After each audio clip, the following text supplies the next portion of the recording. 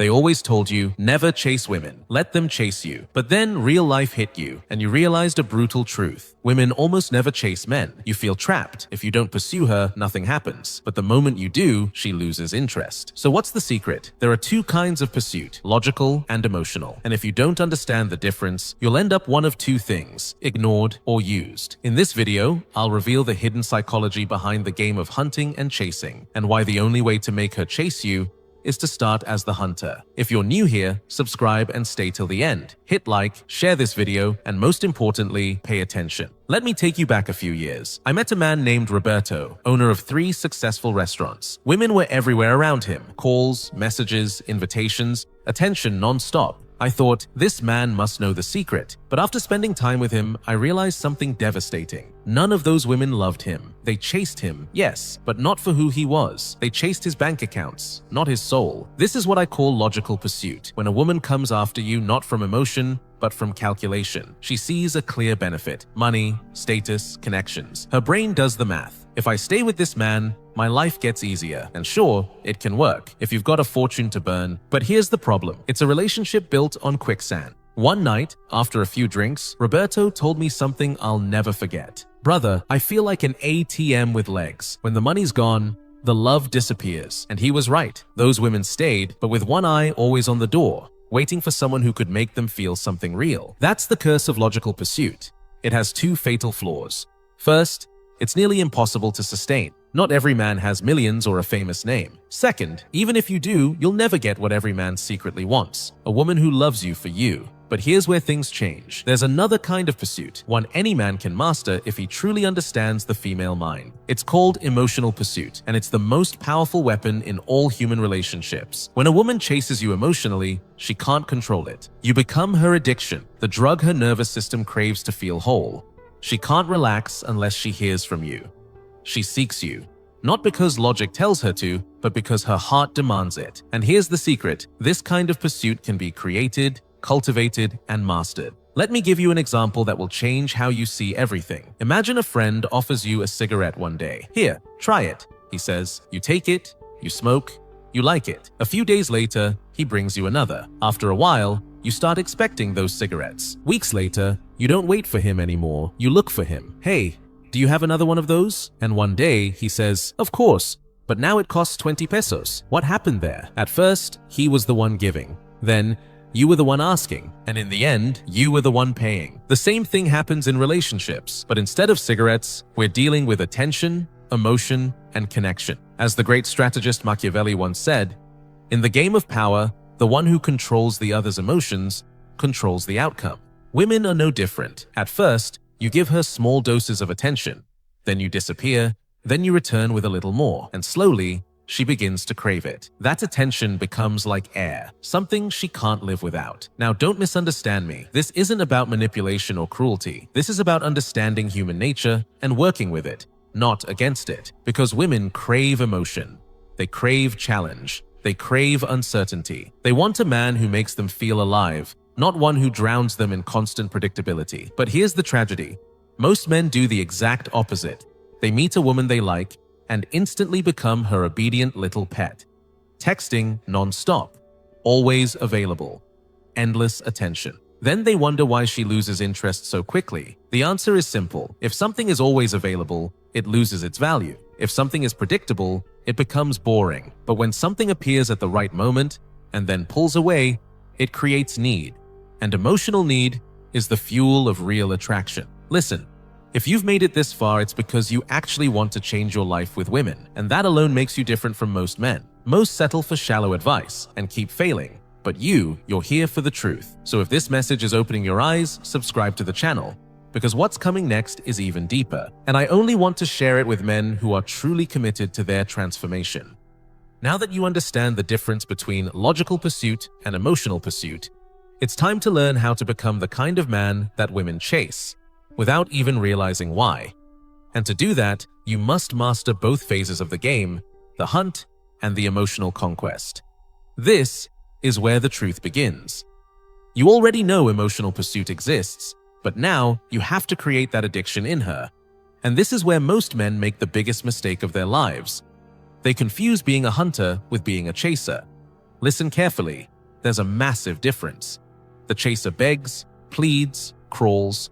The hunter takes initiative, but always from a position of power. As the masters of strategy said, "He who acts with purpose and inner strength conquers. He who acts from desperation destroys himself."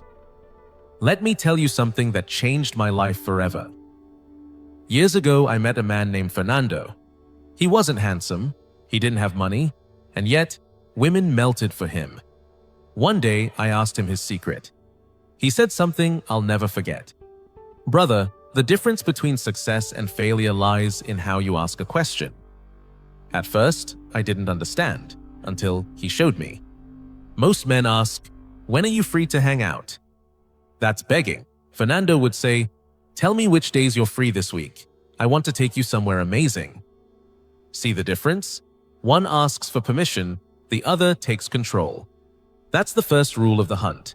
Never ask followers questions. When you say, "When can I see you?" you're really saying, "You lead, I follow." But when you say, "Tell me when you're free," you're saying, "I lead." You decide when it fits your world. It's subtle, but women feel it instantly. And now comes the most powerful lesson. As a hunter, your greatest weapon is not persistence, it's scarcity. Here's a golden rule that has worked for decades. Contact a woman only once a week in the beginning. Once, no more, no less. I know what you're thinking. But if I only text her once a week, she'll lose interest. Wrong. You'll create something far more powerful. Curiosity.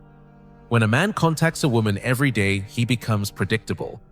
But when he reaches out once a week, with purpose, with confidence, he becomes intriguing. Here's the psychological trick that most men never understand. Women are used to being bombarded with attention from the very beginning.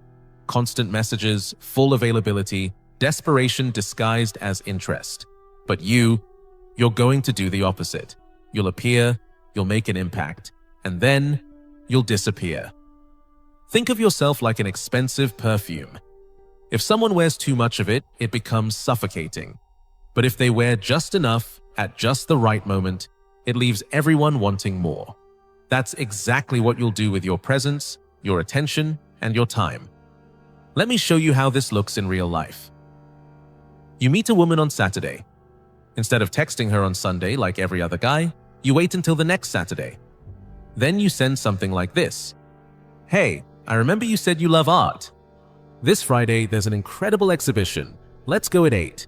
Wear something elegant, because afterward, I'm taking you to a special dinner." Now pay attention to every word. You're not asking if she wants to go, you're assuming she does. You're not asking what she wants to do, you already have a plan. You're not begging for her time, you're inviting her into your world. That is the hunter's mindset. Now comes the real test. The moment that separates the hunter from the desperate chaser. She'll tell you she can't make it. She's busy, she has plans, whatever. And this is where most men crumble. The chaser says, "What about Saturday or Sunday? When are you free?" The hunter says, "No problem. Maybe another time." And that's it. You don't insist, you don't beg, you don't offer alternatives. You accept her answer with the calm, effortless dignity of a man who has options. And that simple reaction does something extraordinary in a woman's mind. It tells her you're not like other men. You don't melt at rejection. You don't bend your life around her. You have your own rhythm, your own priorities, your own self-respect. And here's the magic. In 70% of cases, when a man reacts this way, she comes back. Sometimes in a few hours, sometimes in a few days.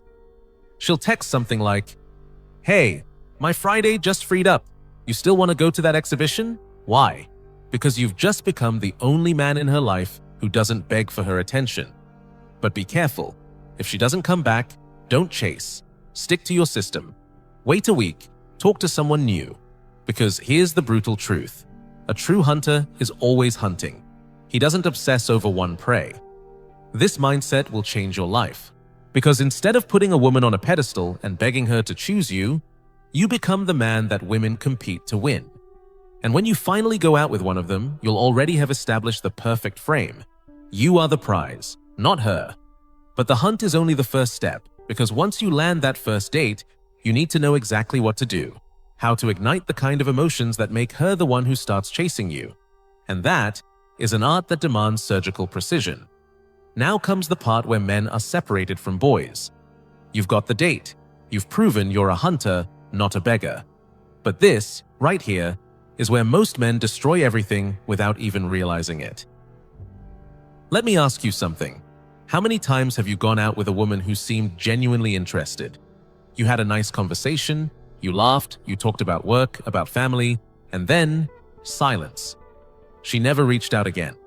I bet it's happened more than once, and you probably thought, I don't get it. The conversation went great. We connected. That's where your mistake lies, brother. You didn't have a conversation of attraction, you had a conversation of administration. An office talk, not a seductive one. Listen carefully. Women don't fall in love with what you say. They fall in love with how they feel around you. And there's a world of difference between making a woman think and making a woman feel. Let me tell you something that changed how I understood women forever. I had a friend, Carlos, a therapist. One day, he said something that hit me like lightning. Women don't remember what you said. They remember how you made them feel. That one line shattered everything I thought I knew, because I realized I'd been asking all the wrong questions. What do you do for work? Where are you from? Do you have any siblings? The kind of questions any man can ask, the kind she's answered 1,000 times to 1,000 other forgettable faces. But here's the secret few men know. There are questions that reach deeper, that touch the soul of a woman. Questions that make her eyes light up, that shift her breathing, that pull her closer as if you're the most fascinating man in the room. For example, instead of asking, "What do you do in your free time?" ask her, "Can you remember a time you did something so exciting you couldn't stop thinking about it for days?" Feel the difference. One question pulls her into facts. The other pulls her into feelings. Instead of asking, "How was your day?" ask, "What was the moment today when you felt most alive?" Instead of, "Do you have plans for the weekend?" ask, "If you could do something completely crazy this weekend without worrying about consequences, what would it be?" As the Florentine strategist once said, "He who masters the emotions of the moment masters the memory of the future." Because every time she recalls that conversation, she won't remember your words. She'll remember the feeling, the spark, the excitement, the sense of being alive in your presence. But here's the crucial part. When you ask these questions, you must be genuinely interested in her answers. Don't fake it. Don't use them as tricks. Women have an emotional radar sharper than you can imagine. They can detect fake interest from miles away. And when she responds, don't rush to tell your story. Go deeper into hers. If she says the most exciting thing she's ever done was a trip to the mountains, ask her, what was the moment that stayed with you the most? How did you feel when you reached the top?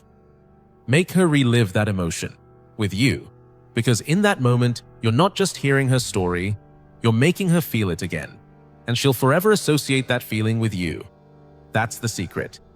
You're not just learning her story, you're making her feel the same emotions with you. In her subconscious, you become the source of those sensations. And there's a moment, a very specific one, when you'll know you have her full emotional attention. Her eyes stop wandering. She leans in closer as you speak. She touches her hair or traces her neck without realizing it. Her voice softens, becomes warmer, slower, more intimate. That's your moment. That's when you test the kiss. It's not complicated. In the middle of an intense conversation, let your eyes drift down to her lips, just for a second, then bring them back to her eyes. If she looks at your lips too, that's your signal. If she doesn't pull away, doesn't turn her head, move in slowly. But here comes the master move that almost no man understands. Once you've created that deep emotional connection, once you've awakened those sensations in her, you have to do something completely against your instincts. You must end the date at its highest point. Yes, you heard that right. When the conversation is flowing perfectly, when both of you are laughing, when she's most open, most connected, most alive, that's when you stand up and leave. Why? Because you'll leave her hungry for more. All it takes is for her to go home thinking about you, replaying every second of that conversation, wondering when she'll see you again. Most men ruin it by dragging the date out until it dies on its own, until the spark fades and silence takes over. But not you. You'll walk away when she least expects it, right when she wants you to stay. That's how you turn a moment into a memory, a spark into a craving, a date into the beginning of emotional pursuit. And here's the most important part. Don't promise another date. Don't say, "I'll call you," or "see you soon." Just look her in the eyes and say, "I had an incredible time with you." Then kiss her softly on the cheek and walk away. That night, she'll lie awake, thinking about you, replaying your words, your voice, your energy. And by morning, she'll be waiting for your message. That's when you've triggered emotional addiction. But now comes the most delicate part of the entire game, turning that need into active pursuit. This is the most dangerous stage. You've built the connection. You've awakened her interest. And now, she's the one starting to chase you. She texts more often, she calls, she asks to see you. And this is where 90% of men destroy everything they've built. Let me tell you a story. There was a woman named Andrea. After applying everything I've just taught you, she began messaging me every day. Good morning. Good night. Photos of her day, her meals, her little moments. I thought, perfect, I've got her. And that's when I made the stupidest mistake of my life. I became fully available. Every message, I replied instantly. Every call, I answered. Every invitation, I said yes. And within 2 weeks, Andrea went from chasing me to treating me like her brother. What happened? I killed the tension, the mystery that made her desire me in the first place. Listen carefully, because this might sound contradictory, but it's the most important truth you'll ever learn. When a woman starts chasing you, don't become completely available. That's the deadly trap most good men fall into. As the great Florentine strategist once said, power doesn't lie in constant strength, but in the ability to withdraw at the right moment. Once you have her emotional attention, controlled distance becomes your most powerful weapon. But be careful, this only works after she's emotionally hooked. If you do it too early, before that connection is built, she'll think you're not interested, and she'll disappear for good. The key lies in timing, knowing when to pull back. So how do you know she's truly hooked? It's simple. She starts most of the conversations. She looks for you, without you chasing her. She makes plans with you, or easily fits herself into yours. She starts sharing intimate details about her life. And most importantly, she gets irritated or distant when you don't reply quickly enough. Once you see those signs, that's your cue to activate selective availability. Don't always be free when she wants to see you. If she invites you out on a Saturday, sometimes say you already have plans. If she calls, sometimes don't pick up. Wait, call her back hours later. Let me give you the exact rules, the structure that keeps the game in your control. Out of 3 invitations, accept 2 and decline 1. Out of 3 calls, answer 2 immediately and return the third a few hours later. Out of 5 messages, respond to 4 right away and delay 1. Does that sound calculated? It is, and that's exactly why it works. Because women are biologically wired to value what they can't fully have. This isn't cruelty, it's human psychology. But here's something crucial. When you turn down an invitation or delay a reply, never explain yourself. Don't say, "Sorry, I was busy," or "Didn't see your message." You don't owe anyone an explanation. Just act as if it's completely normal to have your own life, your own plans, your own priorities. And then something fascinating will happen. She'll start trying harder to get your attention. Her messages will become longer, warmer, more detailed. She'll start asking personal questions. She'll suggest more interesting plans. In short, she'll begin to court you. But now comes the real psychological duel. Because once she realizes she's emotionally invested, she'll start testing you. She'll mimic your moves, pulling away to see if you'll chase. She'll send colder messages, take longer to reply, cancel plans at the last minute. It's her way of testing whether you're truly different from other men. And this is where the truly confident men separate themselves from those who are only pretending. When she pulls away, your response must be simple. Do not react. Do not chase. Do not ask what's wrong. Do not try to fix what isn't broken. Stay grounded in your life, your work, your purpose, your priorities. If she comes back, perfect. If she doesn't, also perfect. Because that means she was never the right woman for you. Most of the time, though, she will come back. but this time with a new level of admiration. Because you've just shown her something no other man has. You're the one man who doesn't crumble for her attention. And with this strategy, you won't just make her chase you, you'll keep that chase alive for months, even years. Why? Because you've taught her something powerful. Your attention is valuable, your time is limited, and being with you is a privilege, not a right. And now, brother, you hold every piece of the puzzle. It's time to learn how to maintain that power throughout the entire relationship. There you have it, the complete roadmap to turn any woman into your emotional pursuer. From the first hunt to the art of controlled distance. You are no longer the man begging for attention, you are the hunter, the man women feel compelled to conquer. Remember this timeless truth. She must see you as the prize, not the other way around. Apply everything you've learned here, and you'll start noticing the change immediately. And now it's your turn. In the comments, share one piece of advice you'd give to other men about this topic. Your words might just change another man's life.